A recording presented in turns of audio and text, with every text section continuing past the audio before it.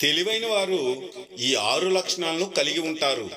తరచూ చాలా మందిని అనేక ప్రశ్నలు అడుగుతుంటారు.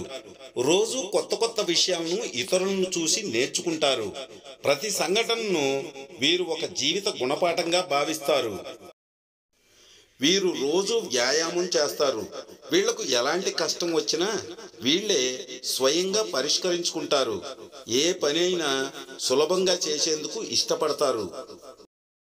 ఈ కాలంలో చాలా వరకు చాలా మంది ఎవరో ఏదో అనుకుంటారని గొప్పలకు పోయి, హంగులకు పోయి, అప్పులు చేసి మరీ వృధా ఖర్చులు పెట్టి అబద్ధం అనే ప్రపంచంలో బ్రతికేస్తున్నారు. అప్పులు పాలవుతున్నారు.